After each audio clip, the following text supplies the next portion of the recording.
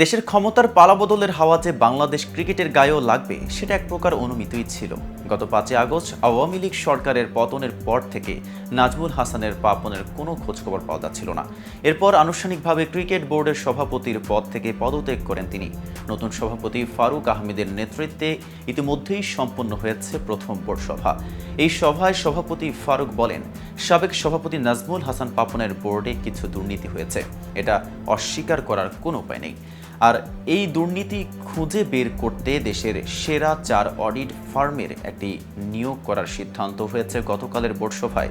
কিন্তু কোন আদলে গঠন করা হবে সে অডিট টিম, কারা কারা থাকবেন এই টিমে, আর কতটা ফলপ্রসূ হবে নতুন এই পরিকল্পনা, এ বিষয়ে বিস্তারিত থাকছে প্রতিবেদনের বাকি অংশে। আর কেটিভি ক্রিকেট চ্যানেল থেকে আপনাদের সাথে আছি আমি মেহেদি হাসান। সভা শেষে সংবাদ সম্মেলনে সভাপতি ফারুক আহমেদ জানিয়েছেন, বিসিবি পরিচালক শফিউল আলম চৌধুরী নাদেল পদত্যাগ করেছেন। সভায় সাবেক সভাপতি নাজমুল হাসান পাপনের বোর্ডের দুর্নীতি খুঁজে বের করতে দেশের সেরা 4 অডিট ফার্মের একটি নিয়োগ করার সিদ্ধান্ত হয়েছে।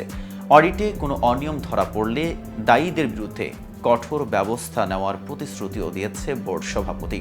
দুর্নীতি প্রসঙ্গে বিসিবির সভাপতি ফারুক বলেন, তাদের উপর কোনো চাপ নেই, বোর্ড পুরোপুরি স্বাধীনভাবে কাজ করবে। আগের বোর্ডের চেয়ে তাদের কাজের ধরন আলাদা হবে বলেও জানিয়েছেন তিনি।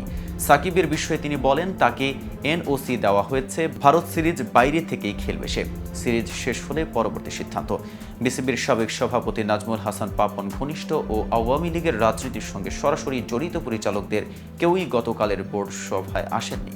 অনুপস্থিতদের তালিকায় রয়েছেন আজম নাসির, নাইমুর রহমান দুর্জয়, শেখ সোহেল, শফিউল আলম চৌধুরী নাদেল, ইসমাইল হায়দার মল্লিক, তানভীর আহমেদ টিটু, অ্যাডভোকেট আনোয়ারুল ইসলাম, গাজী গোলাম মুর্তজা পাপ্পা, নজির আহমেদ ও মঞ্জুর কাদের। জানা গেছে, অনুপস্থিতির বিষয়ে বোর্ডকে অবগত করেনি তারা, তাদের বোর্ডে ফেরার সম্ভাবনাও নেই, তাই এই পরিচালকদের পদ শূন্য হতে যাচ্ছে বলেই ধারণা নেওয়া যায়। সভায় জাতীয় দলের কোচ চন্ডিকা হাতুর সিংহের ভবিষ্যৎ নিয়েও আলোচনা হয়েছে।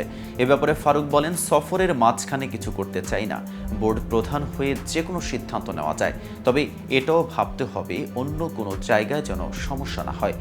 টেস্ট সিরিজটা যাক, আমরা সবার মতামত নিচ্ছি, অদূর ভবিষ্যতে কিছু একটা দেখতে পাবেন। এদিকে বিসিবির সভাপতি ফারুক আহমেদ বাংলাদেশ দলের প্রধান কোচ চন্ডিকা হাতুর সিংহকে কিভাবে মূল্যায়ন করেন তা সবার জানা।